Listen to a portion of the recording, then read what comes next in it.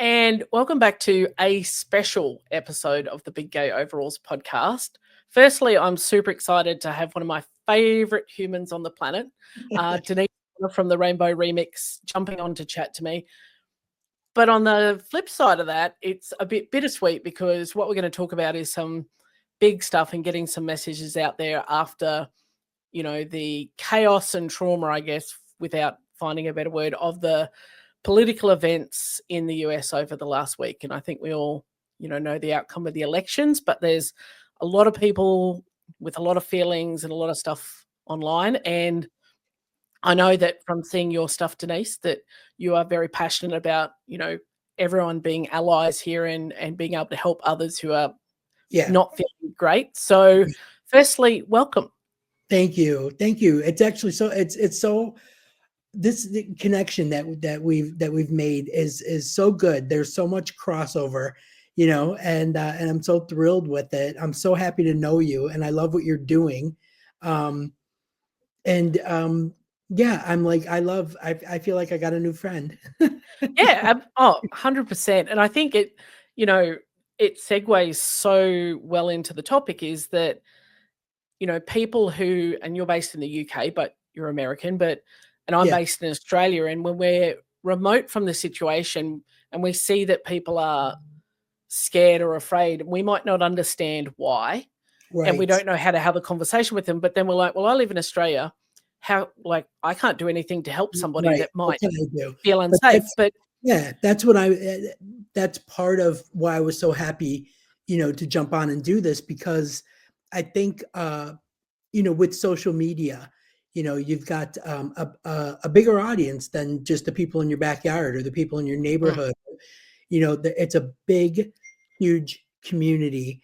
And I know that especially our LGBTQ people of color, marginalized communities right now are feeling the weight, of the US election. And my phone blew up, from Tuesday night into Wednesday morning, the next 2 days. People are legitimately scared and their mental health is in the crapper. I can't even think of a nice way to say it, Well, it's and you're right, the social media has given us like a global community. You and I have become friends and you live 24 hours flying away from me, but right. We can connect on values and ideals. And just because I'm not physically located with somebody or actually can really fully understand their journey, I can still hold space and validate what they're saying or feeling. Of course. And if I educate myself, then I have resources that I could point them in the direction. I'm not arrogant enough to think that I can solve anything. And I did after seeing your podcast episode, which I'll link to the show notes yesterday on, you guys at Rainbow Remix, you and JD put out a heap of resources and talked about that. And I was like, okay, how do I share that? And I put it in one of my Substacks, but it's for me understanding that I might not understand the issues that the trans community face, but it doesn't mean that I can't be an ally for them. And we have to be allies for each other. And you don't have to know the story, but you can validate it and still hold space for it. Yeah. And I think everybody, if you're a queer human right now, you understand what the people in the States are feeling and going through, because let's be honest, this is the implications of Trump being president not only carry such a heavy weight on everybody's mind, in the States, but globally, what it's doing to world leaders and other communities that are watching, so I think, for me, I know that I have people that I text with and I talk to that are all over that country, all over, the friends that we had made all the way back to Lesbian Lounge days and even before. And they're still in contact, we still communicate all the time. But I also have family, and my in-laws are all in Australia, and I've got friends here in the UK that have been just, like they get that it's not, it doesn't affect them, but they are Mm, so worried about their friends in the mm, state and their friends' mental health and what it's doing to everybody, that that's the first thing they, what can I do? yeah. What can I do is the first question that I'm And getting. I think people can look at it at surface level. Like I know in Australia, people are like, well, it's American president doesn't affect us, but like if he starts the trade war with China, they buy all of our natural resources to do the thing. So that it's going to affect us financially if Right. clearly nothing else.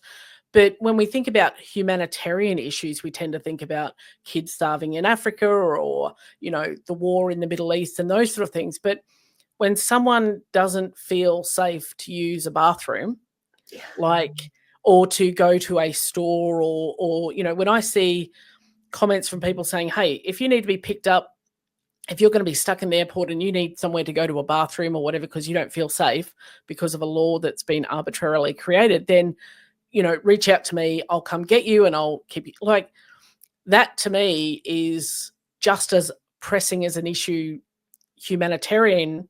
Yeah. It's a basic need. Like, do I Mhm. feel safe enough to go to a bathroom? Like, for Yeah. goodness sakes. Like all of a sudden, like you're finding yourself in a situation where, you took it for granted before, Mm, but it's on such a level. I mean, like it's on such a level that like I had text messages like, do you think I should scrub my social media? Like, mm, I have a lot of like rainbow stuff and queer stuff, and should I scrub it? Like, are they going to come for us that way? And I was like, mm. you know, here's the thing. I don't think anybody knows how this is going to go down. No. Nobody knows what's going to happen, and nobody knows where on the priority list this is. Mm, Like, we had heard for, I don't even know. I want to say like 6 months, 7 months, people were mm, kind of chattering a little bit about Project 2025. mhm, At that point, we were able to go online and look it up, and we went, oh my mm, God, look at this. Oh my God, they're going to mm, eliminate that. Oh my God, they're going to do this. They're going to do that. And then you get to the part where your rights, your LGBTQ rights, mm. come into question, and everybody like lost their shit. And I get that. Like that's ridiculous. Like after everything that we had to go through, to get to that point where we could get legally married. Now Mm, that's, and the relief that we felt when all those stresses and pressures were gone, whether it was financial, whether it was healthcare, whether it was insurances, the legalities, um, that we got secured the way, mm, the way heterosexuals have it instantly, mm. um, was just the biggest relief, and now that's all coming into question and everybody's panicking about that. What do we do? How do we protect ourselves? So And what, it's living in that elevated uncertainty all the time is like, that's what if does my happen. if my significant other dies tomorrow, will I be homeless? Will I be entitled? Can I even have a say in what happens to them? Because Can I last visit week, them? Can I yeah, visit them at their end of life? Can I be in the room? and if you've got like a situation, and I envisage this, some people are in this situation, it's like they have a committed relationship, but there might be issues where the family don't recognize it or aren't supportive of it. So if something were to happen, like, 3 weeks ago, yeah, I had these rights and it didn't matter who said no, like I had the rights. And now it's like, wow, it could be up to somebody else that shuts me out from this. I could be Yeah, homeless. And it's that low hum of anxiety is now ratcheted up. And yeah, people have to walk 100%. around and live with that all the time. Yep. And So it's doing their heads in. Like I can tell you, yeah, it's just been a week, yeah. and the questions and the text messages and the panic, that I'm seeing. My cousin was like, "Do you think they're going to put us in concentration camps, or like send us to another country? Like that? These are legitimately like." Well, I'm seeing a lot of posts going, where do I get safe passage to? Where should I live? Whether it be a different Exactly. state or a different country. And there is traditionally the divide in America between red and blue. Like, are you red state, blue state? Like, what do you do? But Right. now, like, I'm starting to see that then carry over to, hey, if you are a red voter and for whatever reason you voted, then unfollow my account, take yourself off my account, like you don't belong here. So it's being ratcheted down to a more granular level, which is creating a divide when we all need to come together. And people are saying, hey, it doesn't matter what side you're on, we need to come together. But it's bigger than that. It's not so much, let's forget about who we voted for. We've just got to make the best of it, because this issue now affects people on a psychological safety level. One of, your hierarchy of needs is having safety. And if you don't feel that you can't even, use a bathroom because of how you are biologically wired, not just I've decided that tomorrow that I'm now, Larry, and I want to use whatever.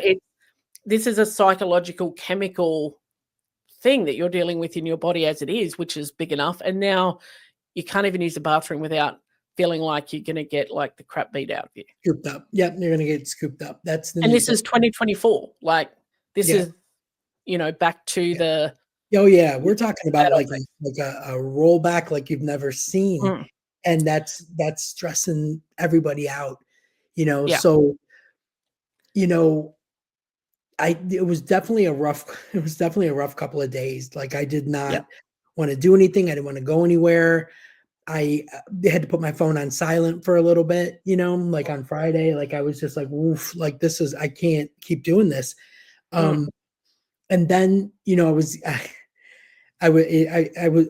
some of the questions, like people were like, so what was the actual protocol then for you to move to England? And I was like, dude, first of all, I had a marriage visa, second of all, it's not something that happens. You don't throw some shit in a bag and get on a plane and go think you're going to find yourself a job and make a living. It doesn't work that way.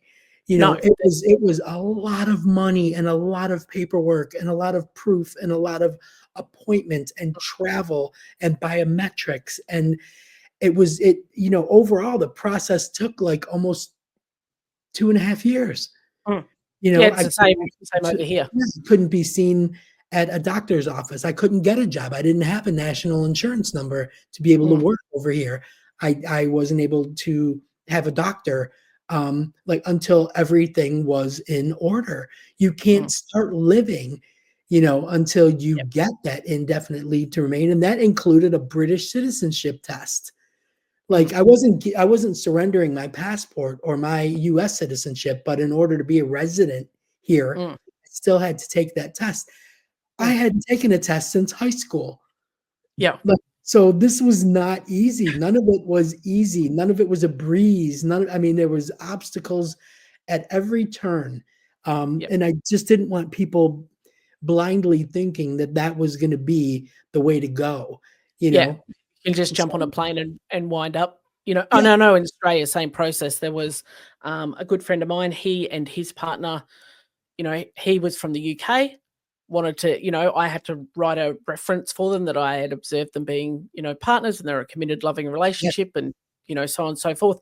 Cost him so much money and time to get it to be able to, stay over here, and had to demonstrate this is the relationship. And I feel like for, the queer community, there's an extra layer of demonstrating, like, are you really in this relationship? Where it's just taken for granted that Bob and Betty are together. Like, that's just a thing. You also feel that the heat is on, there's a lot of catch-22s. Like, I remember like getting to one of the immigration appointments, and they were like, do you have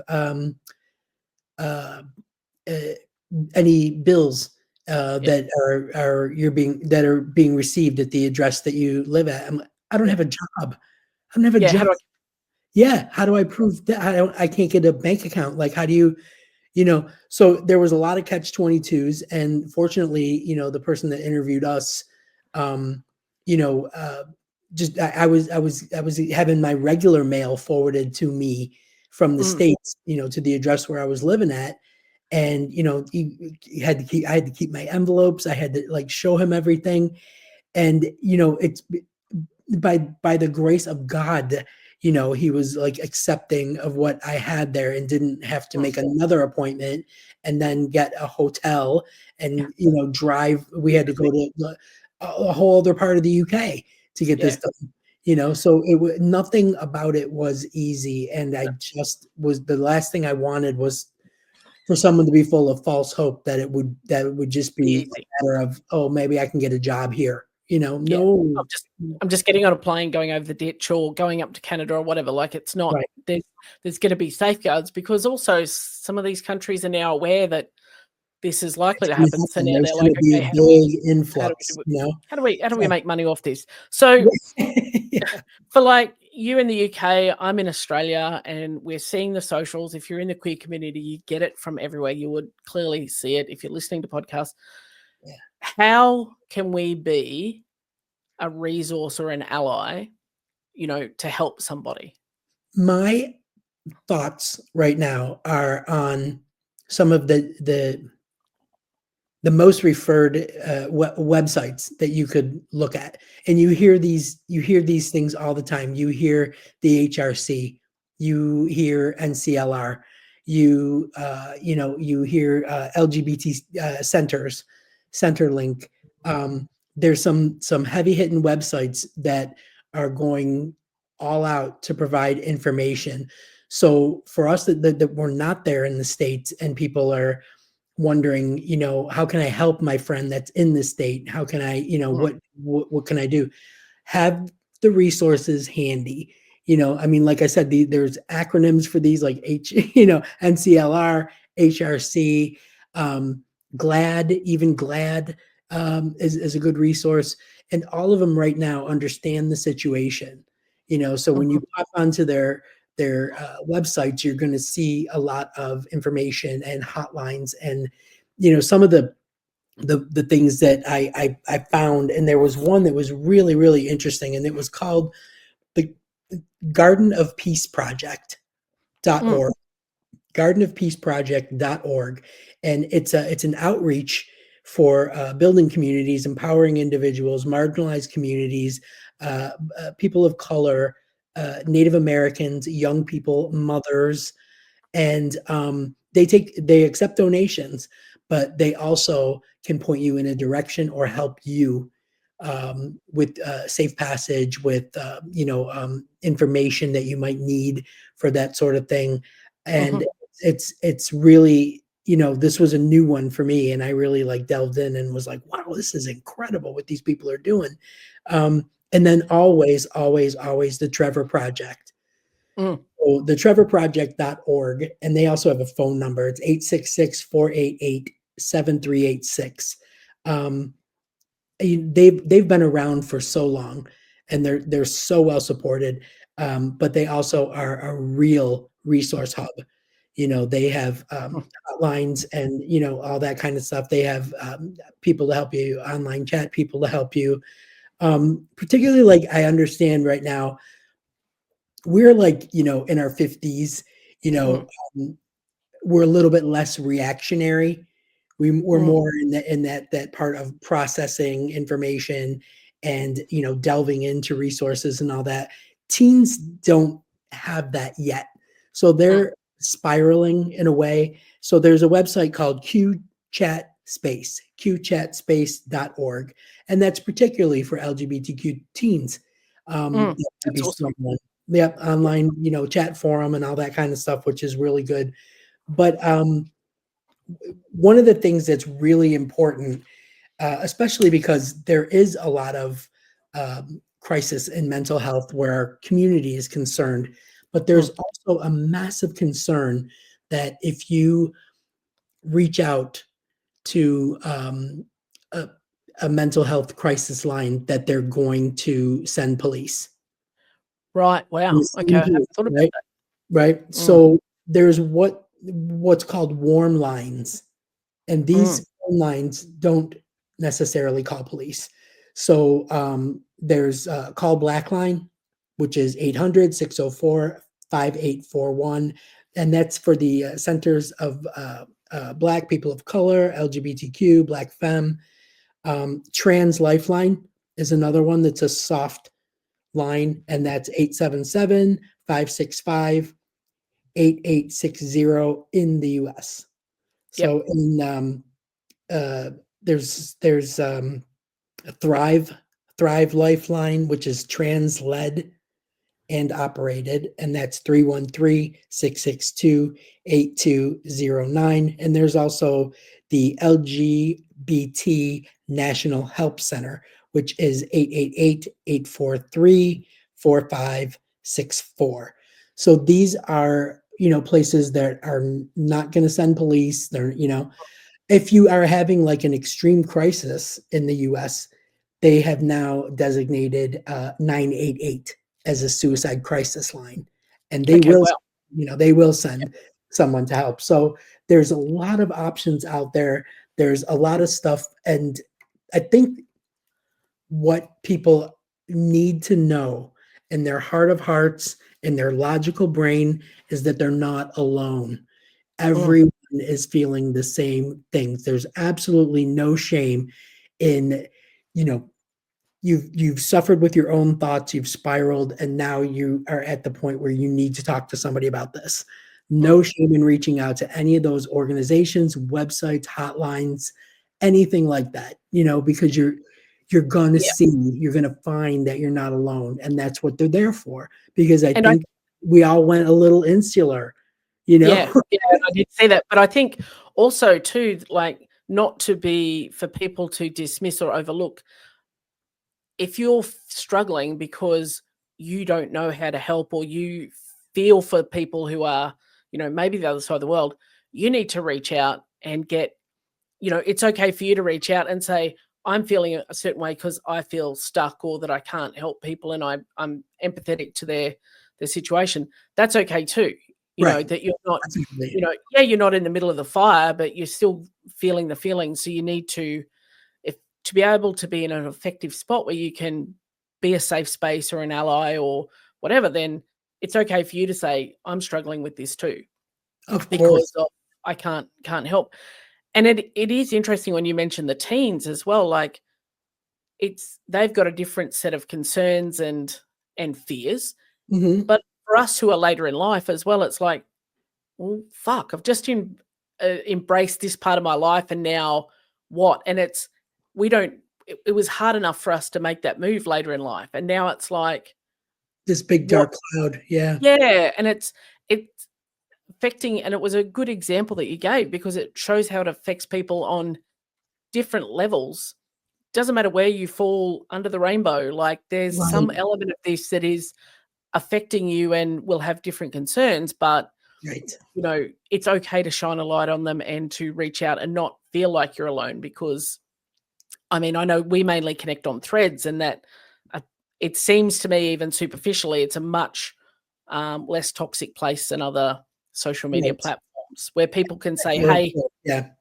I feel this, and someone's going to jump in and not necessarily, smash them down for it. Yeah, the thing I love, the thing that I'm embracing about Threads is that you really have such control Mm. over, you can vet somebody that follows you, Mhm. you can look at their bio, you can Yep. see their past posts and decide whether, you wanna Mm. remove them, or you Mm. wanna block them, or you Yep. wanna keep them as a follower. And Mm. then also when you post something that you think is a little pokey and that you're gonna get a lot of comments on, you can Mm. put that to only the people that follow me can Mm. comment. And now these are people that you vetted, you Yep. know, so you know their mindset and everything. And it's a little bit, if someone manages to squeak in, you can hide their comment. There's no pile-on. So I feel like you've got a lot more control over what you're doing, what you're saying, and who's Mm. talking back to you on Threads. Yep. And I never felt that. Like I've never felt that on anything. I can't even No, see on Facebook when it's, and you do have that control and visibility. Like, I was going to ask how your blocking and unfollowing finger is going. It's been working overtime the last week, but yeah, it gives, when people feel like in a situation like this, I don't have any control. Sometimes the smallest thing that you can do yes, gives you that sense of control, and you feel like, oh, I can do something, rather than going, well, I'm just on this chaotic train and I'm just yeah, buckled in. yeah, We overlook sometimes how that small act of something that we can control fuels exactly. us Exactly. And what I'm seeing too, Lisa, and this is what I really love, is that people are sharing some of the things that they're doing to make themselves feel better. And it might be the stupidest thing. Like I jumped on a thread the other day when this girl showed the back of her hair dryer and said, "I've picked all the lint It's so out of sweet. my hair." Right. And I'm like, oh my God, I do that too. Like I do that too. I get this, like, Yep. and there's other people that are like, I went for a 5-mile walk. Well, I'm not going to do a 5-mile walk, but you know what? I did take a stroll up my high street and got some fresh air and went to a little mini local farmer's market. But everybody is kind of sharing the things that they're doing. And not only that, but the littlest thing that has restored an ounce of humanity, they're sharing. Yeah. They're Which sharing is it. powerful. Yeah. Yeah. Yeah. Yeah. Like whether like I just like those are the things that we need to be seeing, Mm. to And continue to have faith. and I had a guest on, Angela Briones, who hosts the gay podcast for everyone. And we were talking about how that, like, her parents, they live next door to a queer couple. And she said, have you ever mentioned that, like, your daughter's gay? And she goes, oh no, it's never really come up. She goes, maybe if you could just wave like a little flag in some way in the neighborhood when they go and take the trash out each week, they're not looking left or right or wondering, is this safe to do this in their own home? Right. They know that somebody right next door is, at least, if nobody else in the world, that somebody next door gets it. Right. And Yeah. just, how do we say to people is like, you're good here. Right. Like for Yeah. my wife and I in our neighborhood, I couldn't tell you left or right of us what the neighbors' perceptions are. Right. But we don't live in an environment where it makes us feel unsafe. But if we did, if I knew one of my neighbors was like, hey, love your flag, then we're like, cool. Like, Yeah. they're good. And I Right. don't have to be worried. Right. Um, It's true. And I saw that someone was trying really hard to start a movement to bring back the safety pin thing, you mm, know? And a mm, lot of people jumped on that and said, I'm not wearing a pin, and a lot of mostly Black women were like, fuck that. Show us with your actions, mm, not with some performative pin that you're wearing. You know what I mean? Like, show us with actions. And I get that they're heated right now mm, because, white women failed them, mhm, in this election, from what I'm understanding. I don't really don't I can't bring myself to look at the numbers, the mm, percentages. I can't. But I know that white women were a big part of it. But I mean, the bottom line is, I mean, I also saw someone put out there today, like, right now, I only trust Black women. I don't trust mm, anybody else but Black women. And I totally get that. But like you said, if there's some small way to mm. show that you're a safe place or a safe space, whatever, do it. Like, Yeah. don't think twice about it. Don't overthink it. Don't, talk yourself out of it. Don't be like, oh my God, that's so weird. I don't want to say this. I don't want to say, Yeah. just do it. People need it right now. And I think as a community as well, we need to be mindful of that even if it's not what we would choose to do or what we think should be done, you know Right. what? We can meet them where they are, because the person who wears that safety pin might not have ever done anything before. But you know what? That little safety pin is a giant leap for them. But Yeah. for Yeah. them, they're like, I'm not educated enough that I can have a conversation about what it's like to be trans or, Right. And gay or I'm not anything. holding any hate. Yeah. Yeah, but I'm not holding any hat. So how do I show people that, I stand with them without, and then if someone says, well, no, that's not good enough. Well, as a community, we have to be accepting that, take people where they're at. Like, we're not entitled Yeah. to our Yeah. neighbors holding a pride parade for us Right. and, Right. and We showing don't that need they're extremes, that right? way. We We have, absolutely don't need extremes. We just need a nod, yeah, we have to, sometimes. Yeah. it's almost like, looking at, you know, finding the flowers within the weeds. Like, there's Yeah. something small, if and looking for the symbols. It's not always a giant bat symbol in the sky. It's Exactly. sometimes, but if we make people feel bad for doing that, or that they're just, getting on the bandwagon, or they're It's I not can't think of the enough, you know, yeah. yeah, and it's not enough because then they go, "Well, God, I can't do anything right. I'm gonna choose to do nothing." Because Exactly, they so exactly. badly don't wanna do the wrong thing. One thing. Let's make it easy. Like, I think back to, the old Bible stories we were taught as kids is like when people wanted to indicate they were Christian, one of them would do half the fish in the dirt with the toe of their sandal, and then the person they were talking to would do the other half of the fish and like, "Oh, okay, so I know you're cool." Oh, Um, and it like, not to bring religion into it, don't wanna add to that can of worms, but it's yeah, just that concept of being able to understand that someone is okay with where you're at and they get it. yeah, And so if that's a safety pin or it's half a rainbow in the sand, cool. Like, we yeah, need to be accepting and go, "You know what? That could be a really big leap for you, and I get that.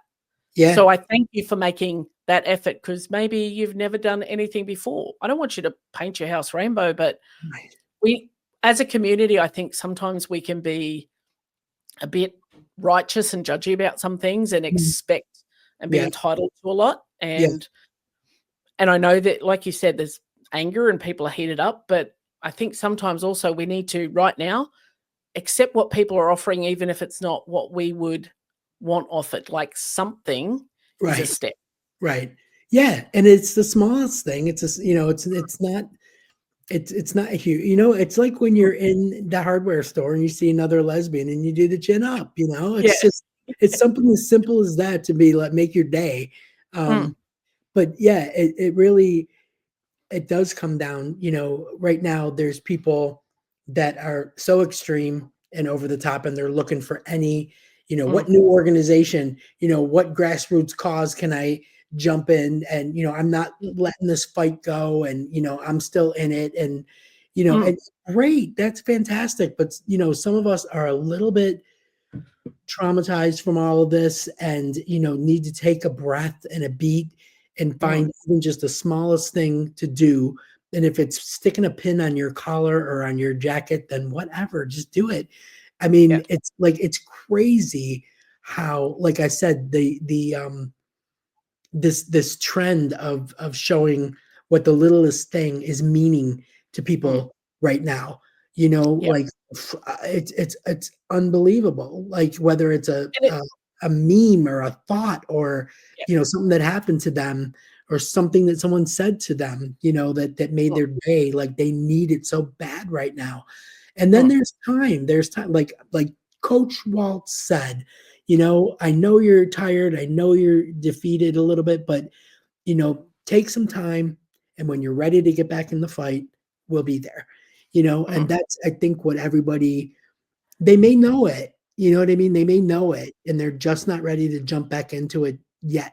But they mm. will, they Yeah. will. And if there's ways And that everyone feels right now there's nothing that can be done, mm, they're going to take Congress, you know what I mean? That just means a clear pathway to this awful agenda that they have, and there's no stopping them in any way. We'll mm, find a way. We'll yeah. find a And way. when we look back on history, we have overcome as a society, not just, the queer Yeah, community, but we've always found ways to overcome even the worst of situations. I mean, look at what happened in, World War One, World War Two. Like, right. they were Exactly. horrible atrocities, yet as Yep. a human race, we came together to overcome it. So Right. yes, and I think now it just feels like it's because of social media and we have access to so much more information like instantly, it feels like it's insurmountable. But Yeah. it just Right. takes, one step and help the person next to you take that one step and so on and Right. so forth. And then we start Exactly. to push forward. And I Exactly. think Can't that, lose the positive, can't lose that yeah, outlook, like that's it's what keeps people going. it's that whole, at the end of the day, it's going to be okay. And if it's Yeah. not okay, well, it's not the end of the day. Yeah. So Exactly. we we stand up and we keep pushing forward, but we can only do that by just continuing to be good humans ourselves and Yeah. showing people that, not everybody is the same and we can be good humans. I try, I've had conversations with people I know that voted for or supported, Trump, and what I see, and I'm one person, you know what I mean? So please, if you don't want to engage, don't engage or whatever. But these were people that I knew, um, back in the day, so to speak, that we just kind of, popped on Facebook and comment here, comment there, but nothing major. And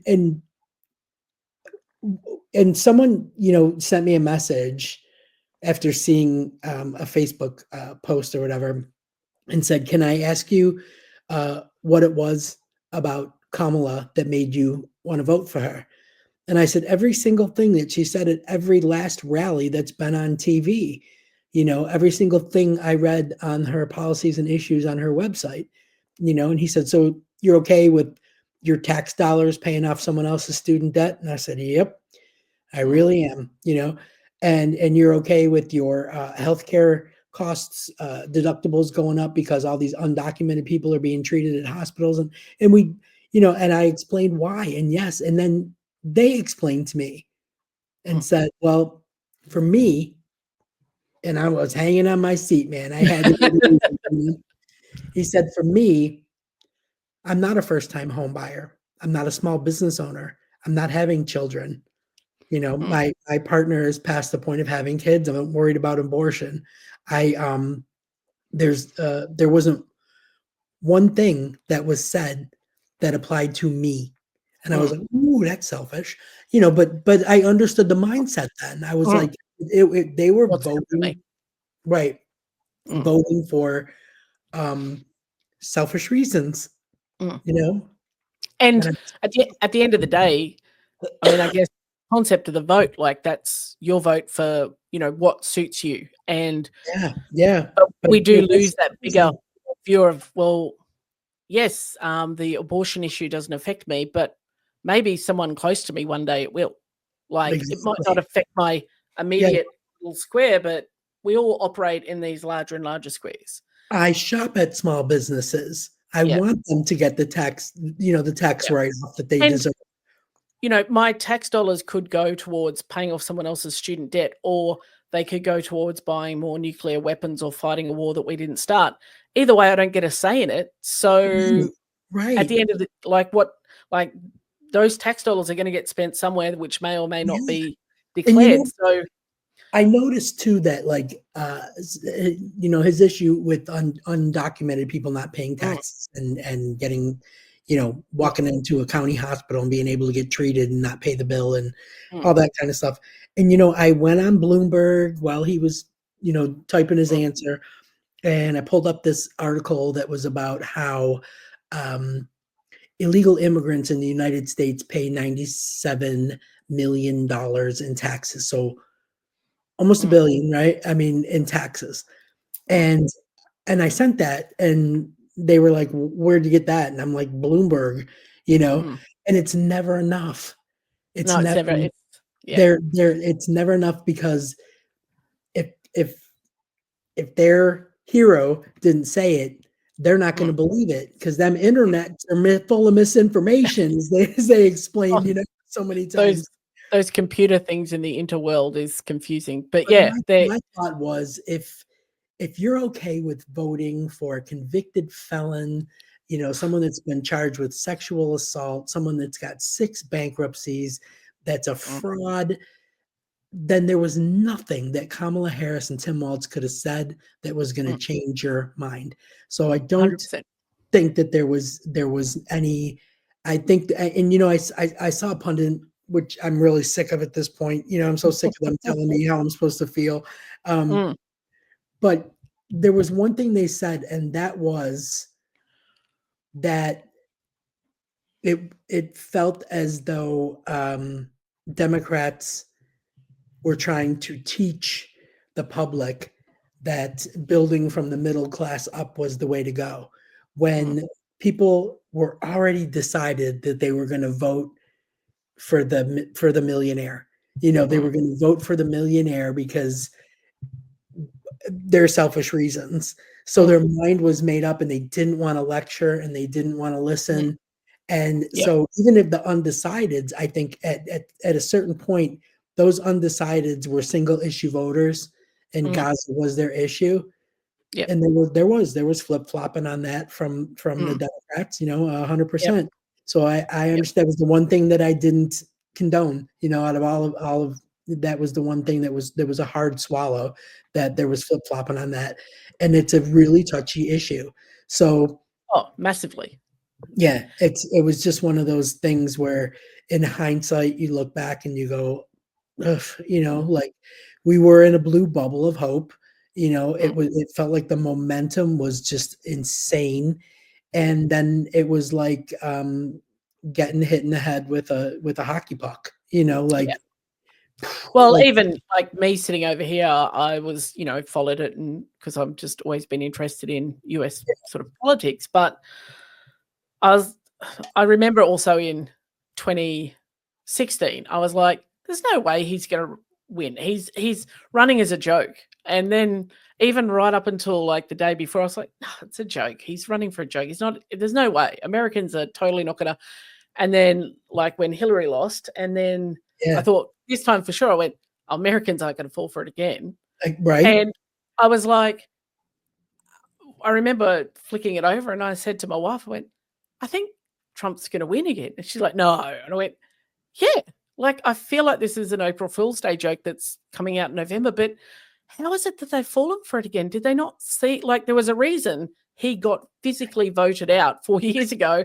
And then it's like, oh no, we're going to put him back in again. It's like, hold on a minute. There was a reason that And Biden won 4 years me ago.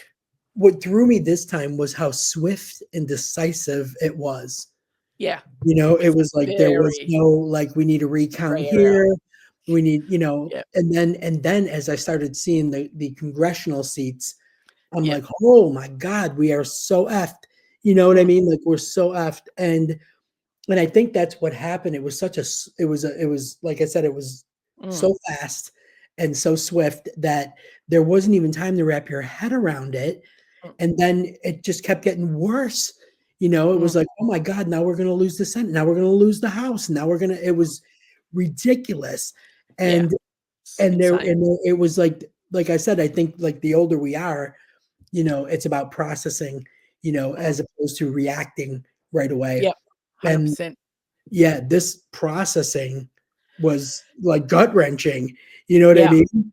Like, It oh my God. And I just couldn't find what I needed to do to feel better. Like my wife was leaving for work every day on pins and needles. Like, you gonna be okay? You gonna be all right? You gonna be okay? I'm like, yeah, yeah, yeah. And I would just put Yep. the AirPods in, find a good playlist, start cooking my ass off, start cleaning things that didn't even need to be cleaned, reorganizing things that I had just organized, and it was just like, What can I get what I was control? doing was trying to stay busy in my bubble Mm. and be insular. And then after I'd processed everything or whatever, then I wanted to go out, and then I wanted to get some fresh air, and I wanted to see people. And sure enough, like I used to work in a pub that was about, I don't even know, like maybe 50 footsteps, from my front door. It was the greatest job in the world. You know what I mean? And it was like a great way to learn British culture, make Mhm. friends, have some laughs. It was hard as fuck. It was hard work, but it was fun. And so, it was only like a 3-year thing, and then it got sold. Mm. And it pains me to walk by it every day because people bought it to put flats on top of it, so it's still just in Oh. you know what Mm. I mean? It's an Yeah. abandoned spot. But I don't leave my house all that much. And the place, and when I do, I'm like one of those people that I go directly to where I have to go, and And I come back back. again. Yeah. So on Saturday, I just said to my wife, I want to go up to the top of the high street and get a couple of things at one of the stores. And she was like, okay, yeah, let's do that. Let's take a stroll up there.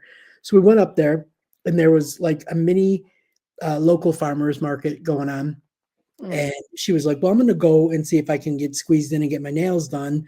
And you go to all your different shops, get yourself a coffee, do what you want to do. And I did. I went and got a coffee, and I sat and I people watched a little bit, and I went to, got a few things at different stores and all that. Did the whole little farmers market thing, bought some cool stuff. And I was sitting there waiting for her. And I happened to look up, and I see this guy that used to come in the pub all the time. Oh. Yeah. Right. and he's doing this, and I'm doing this, and we're doing this, and he's giving a big hug and everything, and he's like, "Mate, I'm like, don't, I'm having the best day. Don't say it. I'm having the best day. I need a tea-free day, if you will. Yeah. Yeah. Tea-free day. And hear the name, nothing. And he's like, I'm just saying. I'm like, I get it. I get it. Yeah. Moving on. Like, how's your kids? How you doing? How's your Whew. But yeah, it was like, and it's really okay to be able to step back. And I I follow you on the socials, and I saw that when you're like, we're just eating good food and just, in the bubble, controlling what we can. You sorted your washing machine issue, like you did all the things, and it's like, okay, now I can come back and engage, and I can actually engage more meaningfully now. Like you guys, you and JD put out the Rainbow Remix episode with let's help people find resources, because then you start to see what people are asking for and it's a clear, what they're talking about. The fog lifted. See, I wanted to know what was needed. I wanted to, because then your first thing is, how can I help? How can I help? I'm going to keep the resources handy. I'm going to use them in text messages and posts on the show. And we just need to keep putting the word out there, because I'm going to tell you something, Lisa. The last thing I want is to lose somebody because of this, 100%. for somebody to actually give up ultimately. And that's what I am striving for, is to just make sure that everybody has the information that they need, and the prodding towards it, and understanding that they're not alone. Yeah. And it doesn't matter where you are in the world, there is somebody else in the world that gets it. So I will get your links off you and pop them in the show notes here. And as well, some Australian stuff that's relevant, put it all in there so that people have resources. But from the other side of the globe, I appreciate you, and like the messaging you've putting out there. It certainly helped me understand and have perspective on things and go, okay, because I was in that boat, like, well, I'm in Australia, what can I do? And it's like, and when you put out that episode and I was watching it, I was like, and that's when I reached out to you, said, come on mine, let's chat, because different people listen. Like, trade it. Yeah, that's what it is. Let's spread it. Pool resources. Yeah, and we're there's room for all the voices, and we just need to continue to have voices so that people can't push you aside, because there are voices here. And it's repeating messages. I'll do it till I'll do it for as long as they'll let me. Like that's it. We're here. I hope you're doing it all for a very long time. I really love the work that you guys do. And as I said in my messages, I am getting you two both back on to talk about more of your life journey stuff. Yes. The chat I had with you guys is still one of my favorite conversations that I've had. It was so crazy how like in sync everybody was. I know, it was awesome. But I appreciate you. Thank you for having this conversation with me. Thank you. And thank you for having me. For putting together your resources. And guys, if you need anything, like, just ask the question or reach out. Like, people don't know what they need unless you say, hey, I want to help, like, reach out. So thank you for being part of this, and I look forward to seeing more of your amazing stuff. Thanks, Lisa. See you, mate.